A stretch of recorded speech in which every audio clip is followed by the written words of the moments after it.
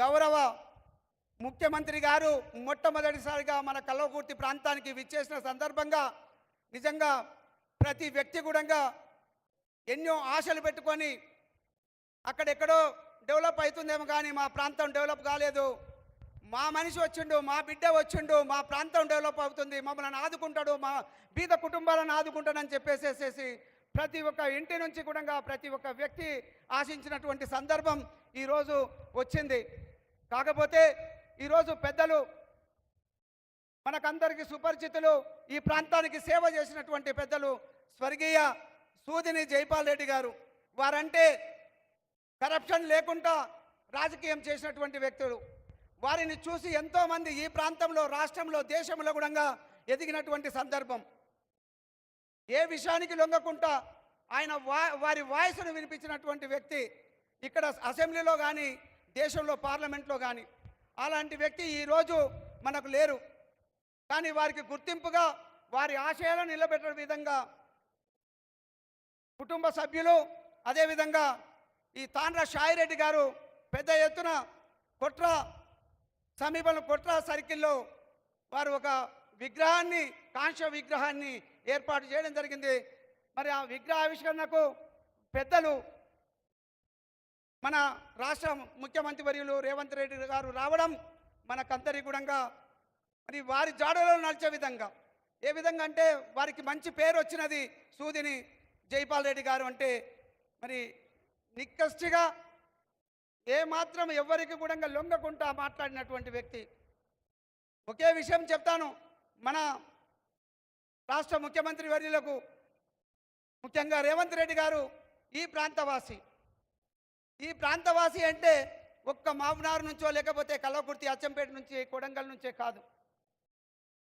ప్రతి ఒక్క బిడ్డ తెలంగాణలో వీరొస్తే తెలంగాణ బాగుపడుతుంది, తెలంగాణ అభివృద్ధి చెందుతుంది, ముఖ్యంగా యువతకు ఉద్యోగాలు వస్తాయని చెప్పేస్తే వచ్చిన 7 నెలల్లో ఎన్నో కార్యక్రమాలు చేపట్టి బ్రహ్మాండంగా ముందుకు తీసుకెళ్తా ఉన్నారు. ఎక్కడ కూడా నేను ఒక్క విషయం మాత్రం చూశాను. ఎందుకంటే నేను టీచింగ్ ఫీల్డ్ నుంచి వచ్చిన, విద్యా సంస్థల నుంచి ఎంతోమంది టీచర్స్ని చూసిన, ఎప్పుడు కూడా ట్రాన్స్ఫర్స్ విషయంలో ఎంత గందరగోళం ఉండేదంటే చెప్పడానికి వీల్లేదు. కానీ ఏ ఒక్క చిన్న ప్రాబ్లం కాకుండా మొత్తం రాష్ట్రంలో మరి ఈ టీచర్స్ ఈ ట్రాన్స్ఫర్స్ జరిగిపోయినాయి. నిజంగా నేను అనుకున్నాను వీళ్ళ ట్రాన్స్ఫర్స్ ముట్టుకుంటే గవర్నమెంట్కి ఏదో ఇబ్బంది ఉంటుంది, కానీ ఎక్కడ కూడా జరగలేదు. అది ఒక్క చిన్న విషయం మాత్రమే. అన్ని విధాలుగా ఆచితూచి రాష్ట్ర ప్రజలు ఎన్నుకున్న పడ్డటువంటి బాధలను తీర్చడానికి వచ్చినటువంటి మహానుభావుడు రేవంత్ రెడ్డి గారు. నిజంగా గొప్ప విషయం. మన ప్రాంతం నుంచి ఎవరు ఆ స్థాయిలో ఇక్కడ ముఖ్యంగా మహబూబ్నగర్లో కానీ, ముఖ్యంగా ఈ కల్వకుర్తి, అచ్చంపేట నుంచి ఎవరు కూడా ఆ స్థాయిలో ఎదగలేదు. నిజంగా మాకందరికీ కూడా, మనందరికీ కూడా గర్వకారణం ఇది. ఎన్నో ఆశలు పెట్టుకున్నారు. ఆశలకు తగినట్టుగా నేను ఒక్క మాట చెప్తాను. గౌరవ ముఖ్యమంత్రి గారు వేరే విధంగా అనుకోవద్దు, మనం అందరం కూడా. నేను ఒక విషయంలో గౌరవ ముఖ్యమంత్రి గారి దగ్గరికి వెళ్ళినాను. మా చుట్టం ఉన్నాడు, ఒక కానిస్టేబుల్కు ట్రాన్స్ఫర్ చేయాలని చెప్పేసి అడిగినాను. నిజంగా వద్దు పో అని చెప్పకుండా చుట్టాలను తీసుకొచ్చేసి, లేకపోతే ఫ్రెండ్స్ని తీసుకొచ్చేసేసి అనర్హులను ఎవరికి కూడా చేయలేదు. అట్లా వారు మాత్రం నిక్కష్టిగా వారి పద్ధతి ప్రకారమే జరుగుతుంది అన్నారు. నేను నిజంగా ఒక్క విషయం ఈ విధంగా చెప్తున్నాను. నేను కూడా ఎమ్మెల్యేగా ఉన్నప్పుడు, ఎమ్మెల్యేగా ప్రమాణ స్వీకారం చేసినప్పుడు ప్రమాణం చేసి నేను ఎక్కడ తప్పులు చేయను, దేనికి లొంగను అని చెప్పిన. కానీ మన గౌరవ ముఖ్యమంత్రి గారు రేవంత్ రెడ్డి గారు దేనికి లొంగకుండా మరి అక్కడ చుట్టాలు కానీ, లేకపోతే ఫ్రెండ్స్ కానీ ఇంకేదో చేయాలని కాదు, బీద ప్రజల కోసానికి, రాష్ట్ర అభివృద్ధి కోసానికి, మన ప్రాంత అభివృద్ధి కోసానికి, మన యువత కోసం పనిచేస్తున్నటువంటి మహానుభావుడు. నిజంగా నేను ఫీల్ అవ్వలేదు. ఆ రోజు నాకు కొంచెం బాధ అనిపించింది. ఒక్క పని అడిగినాను, నిజంగా ఎందుకు చేయలేదు అనుకున్నా. కానీ నేను నిజంగా ఇలాంటి విషయం నేర్చుకోవాల్సిన అవసరం ఉంది. అందుకే ఈరోజు మరి తెలంగాణ ప్రజలు బ్రహ్మరథం పడుతున్నారు. తెలంగాణ ప్రజలే కాదు, మరి చాలా దేశంలో కూడా మరి గుర్తు పెట్టుకునే విధంగా వారు ఎదిగినారు. ఈరోజు నేను అనుకుంటాను, బహుశా నెంబర్ చెప్పలేను, ర్యాంకింగ్ చెప్పలేము, కానీ మొదటి 10 మందిలో తప్పనిసరిగా గౌరవనీయులు పెద్దలు రేవంత్ రెడ్డి గారు ఉన్నారంటే అతిశయోక్తి కాదు. ఈరోజు కాంగ్రెస్ పార్టీకి జీవం పోసి, కాంగ్రెస్ పార్టీని దేశ స్థాయిలో గుర్తింపు వచ్చే విధంగా, తెలంగాణకు గుర్తింపు వచ్చే విధంగా ముందుకు తీసుకొస్తున్నటువంటి మహానుభావులు. కాకపోతే ఎంతోమంది మాట్లాడవలసిన అవసరం ఉంది. మరి మనకున్నటువంటి కోరికలు చాలాగా ఉన్నాయి. మరి పెద్దలు చాలామంది మాట్లాడేది ఉంది. కాబట్టి నేను రిక్వెస్ట్ చేయక తప్పదు గౌరవ ముఖ్యమంత్రి వర్యులకు. ఇక్కడ గతంలో ఏ ఒక్క రోడ్డు కూడా చేయలేదు. ఇక్కడ నేషనల్ హైవేస్ మాత్రమే ఉన్నాయి సార్.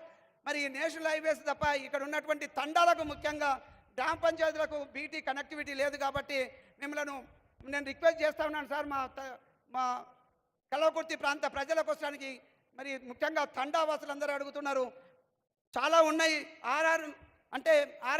ఆర్ఎన్బి నుంచి మేము చాలా పెద్ద ఎత్తున పెట్టినాం, కానీ మీరు చేసేంత వరకు చేయొచ్చు. మాకు కూడా తెలుసు, ఎంతో కొల్లగొట్టిపోయేసి అప్పుల పాలు చేసినటువంటి గత ప్రభుత్వం ఈరోజు మీరు అదంతా మేకప్ చేసుకుంటూ వస్తున్నారు. కాబట్టి మీరు తోసినంత వీయొచ్చు, కానీ అందరూ అడుగుతున్న దాన్ని నేను ఇందులో పొందుపరిచి మీకు ఆ లెటర్స్ కూడా ఇస్తాను. దాదాపుగా ఆర్ఎన్బి కానీ అదేవిధంగా పిఆర్ నుంచి దాదాపుగా 700 కోట్లది ఉంది. మీరు ఎంత ఇచ్చినా కూడా మేము తృప్తి పడతాం. ఎందుకంటే ఇప్పుడు ఉన్నటువంటి పరిస్థితులలో మీరు ఒక దయతలిచి ఈ రోడ్డు కనెక్టివిటీ కోసం బీడీ రోడ్స్ శాంక్షన్ చేయాల్సిందిగా మిమ్మల్ని రిక్వెస్ట్ చేస్తూ ఉన్నాను సార్.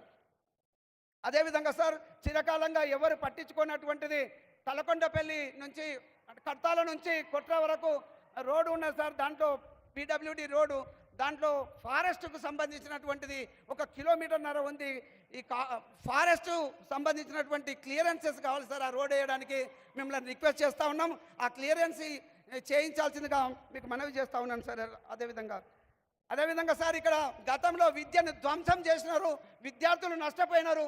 చదువుకోవడానికి ముఖ్యంగా బీద ప్రజలు కుటుంబాల నుంచి వచ్చిన పిల్లలకు చాలా ఇబ్బందిగా ఉన్నది.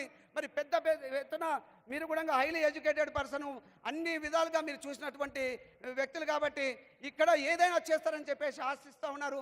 నియర్గా హైదరాబాద్కు కల్వకుర్తి దగ్గరగా ఉంది. మరి ఎక్కడైనా కూడా ఈ ప్రాంతంలో మరి హైదరాబాద్ నుంచి కల్వకుర్తికి వచ్చేంత వరకు ఒక స్కిల్ యూనివర్సిటీ మరి ఇక్కడ శాంక్షన్ చేయాల్సిందిగా మిమ్మల్ని రిక్వెస్ట్ చేస్తున్నాం సార్. ఇక్కడ యువత అంతా కూడా కోరుకుంటా ఉన్నారు.